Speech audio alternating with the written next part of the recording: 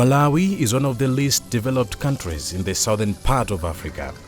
Over time, the country has experienced an increase in the frequency and intensity of climatic events such as droughts and floods. The extreme weather events, including prolonged dry spells and floods, have perpetually brought misery to farmers, most of whom rely on rain-fed agriculture. Mid-January 2022, Malawi received a lot of rains, which were induced by Tropical Storm Ana. The heavy rains triggered floods which caused devastation in most areas. To confirm the intensity of the rains, the Department of Climate Change and Meteorological Services reported that Blantyre alone received over 250 millimeters of rainfall in 24 hours, which was enough to cover for the whole month.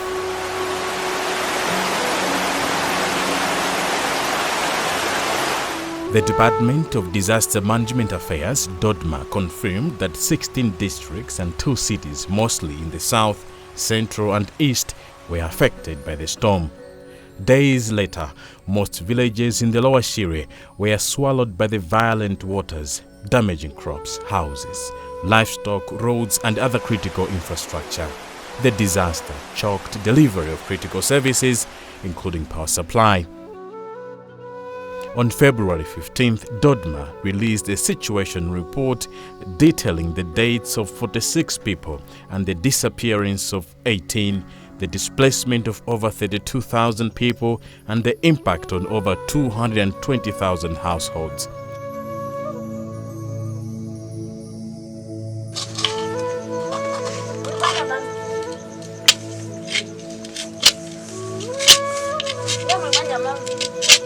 On 26th January, Malawi President Dr. Lazarus Chakwera declared disaster area or parts that were affected by the flooding.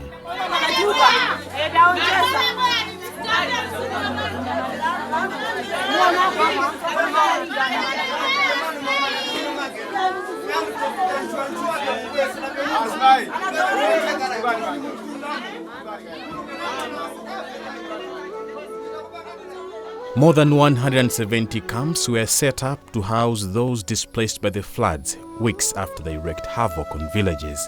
However, the living conditions in these camps are not ideal, and they expose Malawi's rising poverty and inequalities.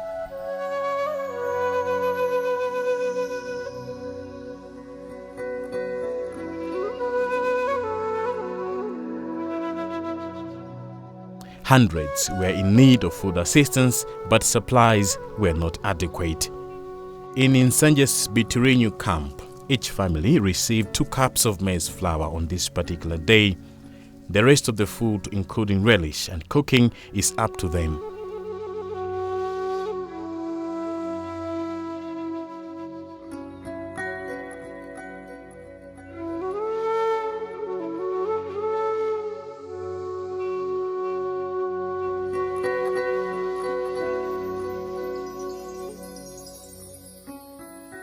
Vuta ndinjala ine ndine mzade mwana ndabega muje ndabwane mwana mmanje bakana vanhu chakuja tibe tukayembekeza kakuboji pakada nsiku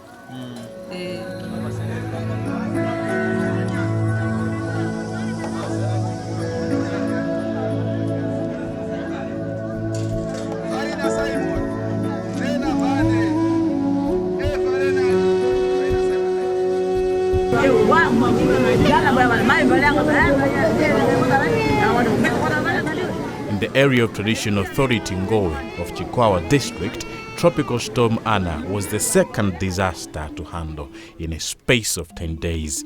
More than 3,000 people had already been displaced by the heavy storm that hit the area on January 14th. During the second disaster, the camp's population was more than doubled. Here, they don't have adequate sanitary facilities, some learners have been forced out of school, and every day the displaced families go to sleep with no hope. It's a double crisis for those that have lost their loved ones.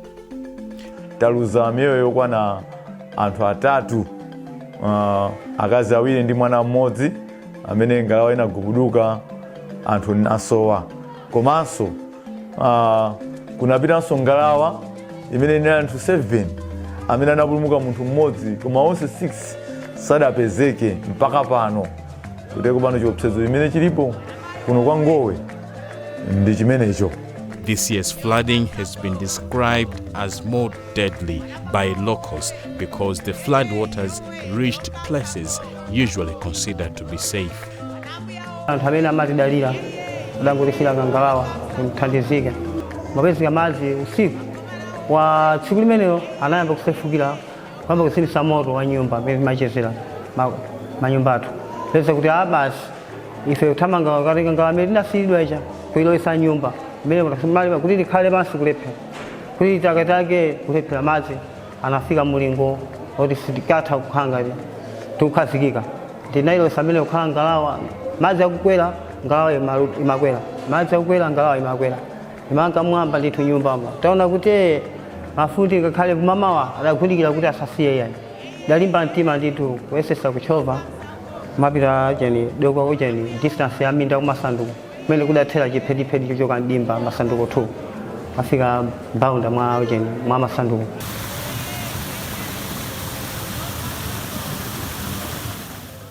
The 2015 and 2019 Cyclone Idai floods devastated Chikuse Livingston's village in Masanduko, but he refused to leave his home.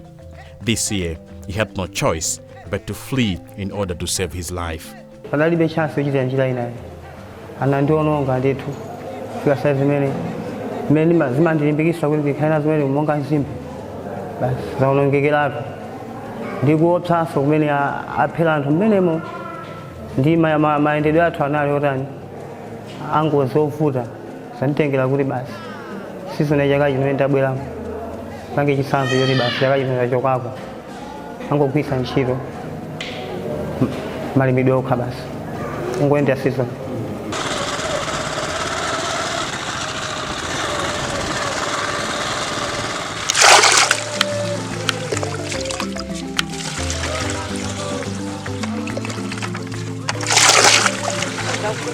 Many residents of Masanduko are still trying to come to terms with their losses.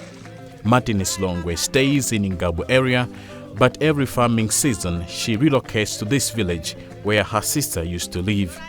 On the night of February 24th, Martinez lost her sister while attempting to cross the swollen Mtayakasu River on their way back from a community meeting where they went to register names under the social cash transfer. In the midst of the storm, her best friend was washed away.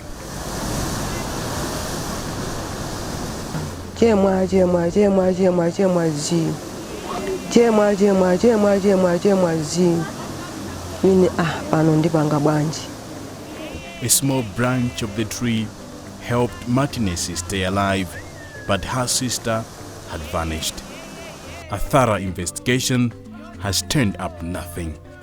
Majama ndikudubucha ni mpoya kutheka ndikapeza mai wonditulusa kumwamba ndi pamene nikangoti mai maji ndamwaka modzi choncho andibiza kena akundiyimika kuti ndiponde pansi kulephera ndakafika pena apa kundidzusa kumwamba basi kundiponya ina mai maji ndamwa nditafika katikati wa msinje njanga pa mai uja sidantaniso sidamveso yayi nadangoti mozi anthu kumva uthengawo kupita kafunafuna osapeza pa 26 kwafunafuna osapeza nangopeza nsalu yokha pa 27 kwafunafuna osapeza ndeye mpaka pa 28 achimwene mpaka kuba kunsanja anthu apita kwangabu anthu apitako ena ati yayi koma kuirovu bajini pakaombe iye atapezeka anthu amadzi palibe ndi panopa basi ndangokhala mwangoyima palibe pamene ndikudalira nalipo anthu awiri basi ndikuti nzanga Mulungu amutenga ndasandeka.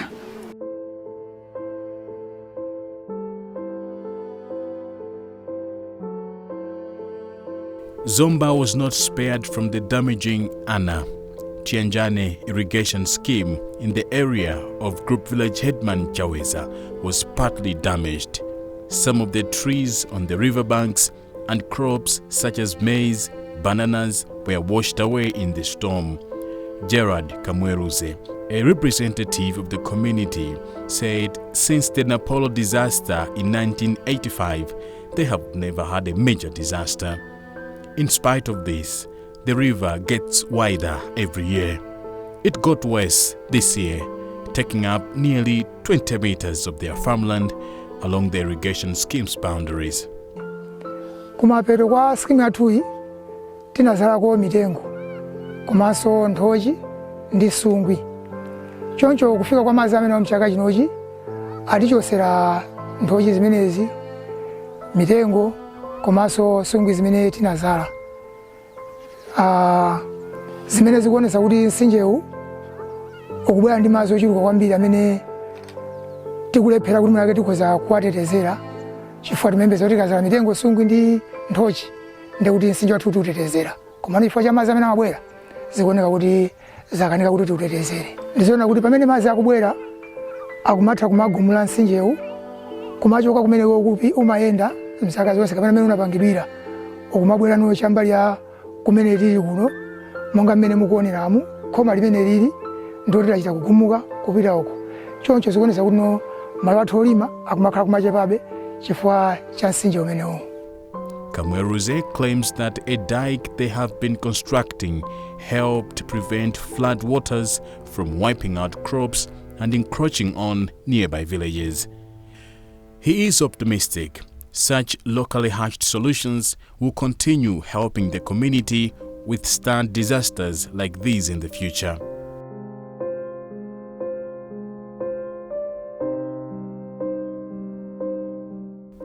People in this situation have very limited access to healthcare. In these camps, no COVID-19 protocols are followed.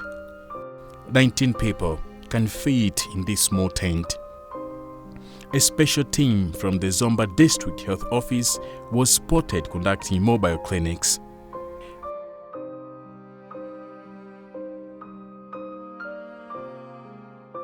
At the camp in Mwaliwa village, Losta Chimera, 45, is one of the residents.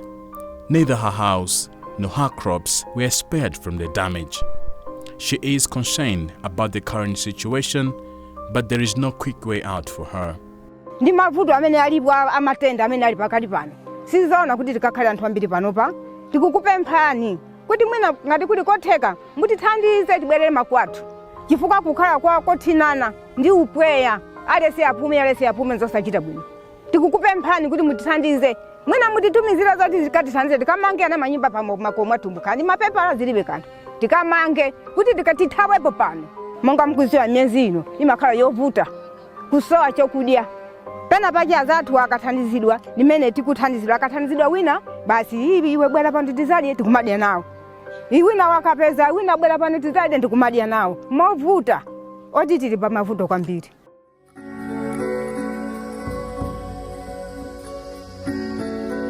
Balaka district perpetually experiences drought. This year, farmers, especially those close to Shire River, had a rude awakening when the river flooded, sweeping away all their crops. This area was completely covered in green maize. However, heavy erosion has brought in large amounts of sand. Farmers have to dig deep to find good soil in order to replant. Esther Malemba is one of the farmers still tallying up the damage, and her home was also heavily hit. Malo ano timalima chimanga kuyambira kalekale minda yathu ndithu ndi timazala chimanga na ndolo nyembaso tikafuna timazala muno nteza timazala basi unangochitika kungobwera madzi osefukira kuti ani kuti kokololera mbewu zathu zonsezo kuteko panopo tilibe pogwira tilibe tikudandaula panopo kuteko tatenga makasi lotufuata zikumba munchengamo koma kuti tipeze doti la pasi ndipovuta kwambiri. There's never been a disaster of this magnitude in Malemba's life before. Ine kubadoka ine sinazione. Kwa mazi amangodusa sanambe wasefukira kuno kwayo. Kuyamba kuona ndi panopo. Pumps for a nearby Chingere solar irrigation scheme were also submerged. Emmanuel International provided the solar-powered pumps as part of a climate-resilient project. Chairperson of the scheme, Nyadani Sawirengera, is concerned that over 53,000 households that are part of the program will go hungry. Last year alone, the group made over 2.5 million kwacha. So nadi zovuta satipesadi aba nadi tsiku limene linali pa 23 January tsiku limene kudayamba mvula ndipo mvula imeneyi inagwa kwa maola 24 ndipo potha maola 24 amenewa tinabwera kuno monga kumene timagwira ntchito monga ku skimu tidaona madzi mmene amalekeza afikamo ndipo titagona mawa ache pa 25 tinazabwera kuno pamene tinapeza kuti madzi alipena palipose ndipo madzi amenewa adakalowa mpampu imene pampu yonse kuchokera pasi mpaka mwamba napeza kuti madzi ajatani adzadza. Catholic Development Commission (CADECOM) has been collaborating with partner organizations including CICOD and Emmanuel International in order to build community resilience in the targeted areas of the Climate Change Program (CCPAIM). After the recent storm, CADECOM Program Coordinator Aaron Mtaya fears that some of the gains made will be lost. He was relieved, however, that early warning systems and other measures had helped to mitigate the damage in some places. We are talking of the early warning system, that indeed we had several trainings on how communities can indeed prepare themselves and also how they can act before the disaster hit. In some areas where indeed they were getting rid of those messages from the VCPCs and some stakeholders, they had the time to rescue their properties and also their lives, and they had to move to some areas which are not exposed to disasters. And in some areas where we would also train them on how they can engage different stakeholders and also maybe put up some embankments where which can protect them from flooding waters. They had done that, and indeed we can say the impact is quite lessened as comparing to the time back. So we are saying in those areas, floods did not even get to their homes, but only their crops were affected. And in also some areas where we're telling people indeed to to give space, not to interfere with the river banks. Indeed, they have been protected. Yeah, we are saying that their fields were protected. They were not even hit by these floods. Mtaya says this is yet another reason why global leaders must speed up climate negotiations and deliver on their promises. He also thinks it's time for the Malawi government to pass a disaster risk management bill that has been in draft form for nearly 8 years. It is expected that the law will facilitate the relocation of residents from disaster zones and the establishment of a disaster risk management fund. It's quite worrisome that indeed we are still talking about the draft form of disaster risk management bill, a bill that was developed just to to help someone in the rural communities. And today we are talking of people losing lives, something that we could prevent if you had this form enacted.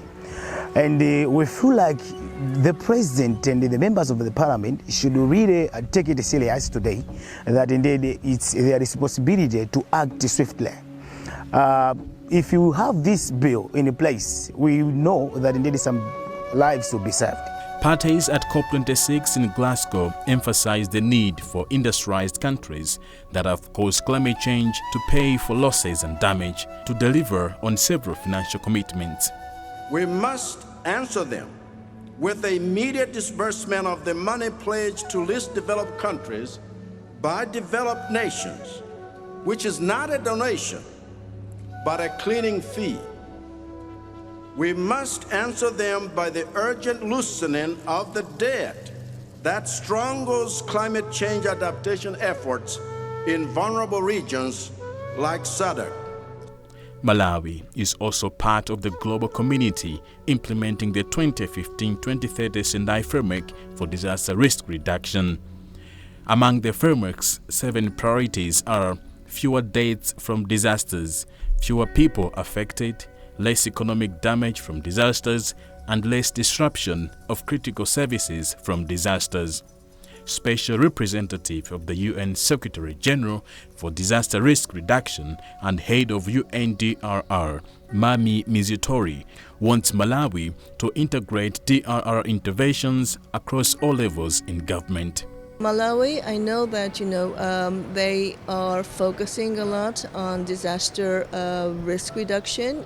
We have had good conversations with the government, and we do think that a country like Malawi needs to put again more financing into disaster risk reduction, into prevention. They need to make disaster risk reduction policy a all of a government, all of a society attempt. The government should lead the process, but they should also bring in all other partners, including local governments, including civil society, including the media, because as the Sendai Framework says, risk is everyone's business, and Sendai Framework can only be achieved through a whole of society approach.